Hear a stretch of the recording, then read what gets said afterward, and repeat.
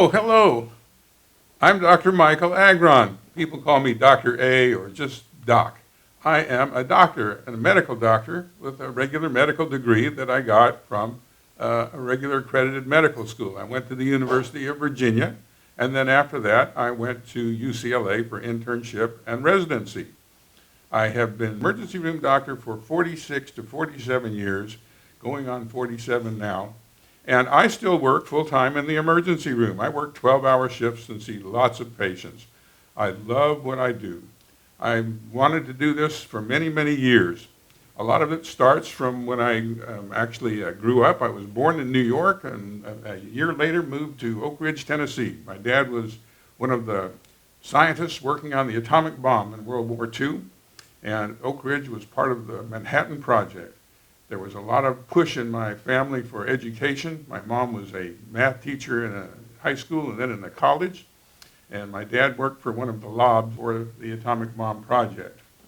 I went to Indiana University for training for my medical degree in mathematics, and then I went to work for the Navy as a mathematician for a few years, and I was going to law school in the evening. And I got to tell you how I ended up getting into medicine. I was living in a house with some other young men, and we were young guys, and we decided that some of them were working in the hospital and were medical students, and what they did was they said, look, there's some pretty nurses at the hospital tonight, let's go hustle some of the nurses. So we went to the emergency room, and then we went up to the floor, and we started talking to the nurses. The next thing you know, one of the patients had a seizure. And one of the medical students that I was with, one of my friends, one of my roommates, went over with a syringe of Valium and injected it into the patient's IV, and the patient stopped seizing. I was hooked when I saw that. I thought that was the slickest thing I had ever seen. So I started taking my medical school prerequisites. That's when I went to the University of Virginia and then UCLA. Now, why do I want to do this? I've been a doctor for many, many years. I'm a real doctor. I'm not like Dr. Dre. I'm not like the president's wife. I'm a medical doctor. I don't have a PhD in any type of medical field. I really see patients, and it's very authentic. And I get asked questions all the time by people, and they like to say to me, you know, I have this rash. Could you explain this to me? Or I'm having shortness of breath. Or I have a problem with my medical problems with whatever, or I have heartburn, or I have a drug addiction problem, or I can't stop drinking alcohol. And one-on-one, I'm happy to talk to people. I think that's totally fine. But I really wanted to go out and give free advice to the world. Really, we're on the World Wide Web, and I'm very well aware of the fact that there is plenty of medical advice in big cities. And then when you get out to remote areas, there is not. And there are hospitals out in the periphery of the country, but many of them have limited services, and many of them, unfortunately, are having severe financial difficulties, and lots of them are closing now. So it can be very, very difficult to get good medical advice. So I am very happy to give this advice, and I hope that you guys will talk to your family members, your caretakers, your parents, your grandparents, and ask them to tune into the show. We will be very happy to answer questions. We're going to give you an email address, and you can send your questions in, and we'll see what we can do to answer those. Now, I'm going to talk about a medical issue from time to time in these shows.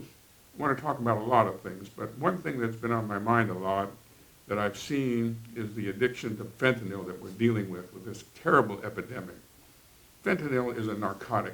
It's 50 to 100 times stronger than morphine. It's a very powerful drug. We do use it in the emergency room, and it is used in the hospitals, but it's even somewhat dangerous there, because many years ago, I was called to one of the distant floors in the hospital to resuscitate a patient that had been given fentanyl who stopped breathing right there in the hospital. It was a long run up there, and by the time I got up there, I wasn't sure who needed the oxygen more, the patient or me. But in any case, we did resuscitate the patient. And that just shows you how dangerous it is. Now, what do you do when fentanyl seems to be something that comes into your family or you deal with your loved ones, first of all, don't touch that stuff. It's just way too dangerous to be used. You know, it's just a terrible thing. If you know somebody that's using IV fentanyl, they're slamming fentanyl, do your very best to convince them to stop, to get treatment. But if you can't get them to do that, at least try to get them to stop slamming the drug and to smoke it instead. It's going from very, very dangerous to just very dangerous. It's the kind of thing that you'll see when somebody has a fentanyl overdose is they'll start to be getting sleepy. They'll start to nod off. If you look at their pupils are pinpoint. And it's the very small little pinpoint pupils that you will see. And they can sometimes have very clammy skin, and they'll start to have trouble breathing, and then they'll have more trouble breathing, and then they'll stop. When you see that, if you have any access to Narcan, you can inject Narcan ampules right up their nose, and you can use as many as you can possibly use to make them start breathing again. You can stimulate them also by taking your fingernails and rubbing their chest up and down, for example, and try to see if you can get them to move a little bit. And if all else is failing, you have to give them cardiac compressions. You do not have to give mouth-to-mouth resuscitation. What you do is you put your hands together and you put your hands over the sternum, that is the breastbone here, and push down about 2 inches each time that you're giving cardiac compressions. And do that 60 to 80 times a minute and see if that will help until help comes. The first thing you're going to do, of course, is to dial 911 because you need help. With any luck, the patient will wake up, but if they don't, the paramedics will take them off to the hospital for further treatment. Now, I don't want to get too morbid at the present time, but let me tell you just a little bit more about myself. I want to tell you about my hobbies. I am pretty much addicted to going to auctions. That's my addiction. I love going and learning about different things, and I have a very eclectic collection of odd things.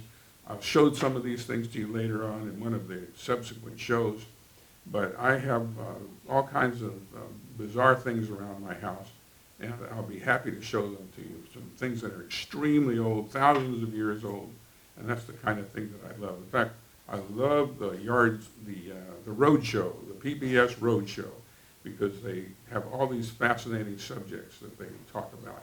And then they talk about some of the things that turn out not to be very valuable either. And I don't do this to make money. I've saved my money. I'm happy enough. This whole show is not about making money. The whole idea about this show is to give free advice to the public so that people can have a lot of advice given out to a lot of people, not just one-on-one. I hope that when you reach out to your friends and family, they'll be willing to tune into this show and let me talk to you about some of these subjects that I was talking about before.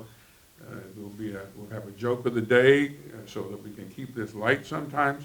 We'll talk about a medical subject. And you've got to remember, after all the years I've worked in the emergency room, I have seen some fascinating, amazing things. And I will be very happy to show you and explain to you some of the things that I've seen. You can't make this stuff up. Some of the things that I have seen, you can't make up. One of the things that happens, for example, is a patient will come into the emergency room and they're not feeling well, and we put them on a cardiac monitor, and they're having a rhythm, which is very dangerous. And if we don't stop it, they're going to die. And we have to run and get the defibrillators and put patches on the chest and shock the patient to bring the rhythm back to normal again.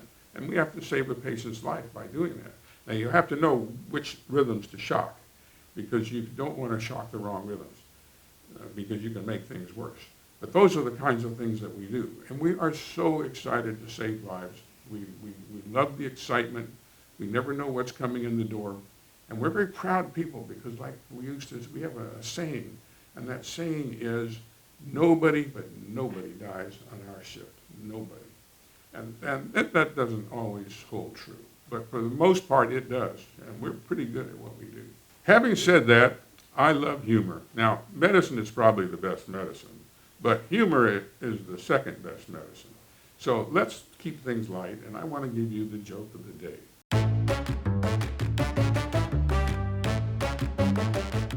There is a patient that goes to see the psychiatrist, he needs some help, and the psychiatrist decides that he needs to see an ink blot test, a Rorschach's test. So the first picture is brought up, and the patient is asked, "What do you see?" And the patient says, "Well, that looks to me like that's a man having sex with his wife." "Okay," says the psychiatrist, "here's another picture. What is this one?" "Well, actually, this is also a couple having intercourse." The therapist puts that picture down and brings up the next and last ink blot test and says, "But what is this one?" The man thinks for a minute, scratches his head, and said, "Well, it's like the rest of them. This is a man and a woman having sex." The psychiatrist puts down the ink blot test and says, "Well, you seem to have a preoccupation with sex." The patient says, "Me? You're the one showing the dirty pictures." So anyhow, I hope you guys like that. If you have a better joke, you feel free and send it to us. We love jokes. We will give credit to whoever brings that joke to us. We're happy to do that. We love humor. We want to make sure that you have a life that is full of health and happiness and laughter. And here's until we see you again in about one more week. I am Dr. Michael Agron, Dr. A, wishing you a wonderful, happy week of health and happiness and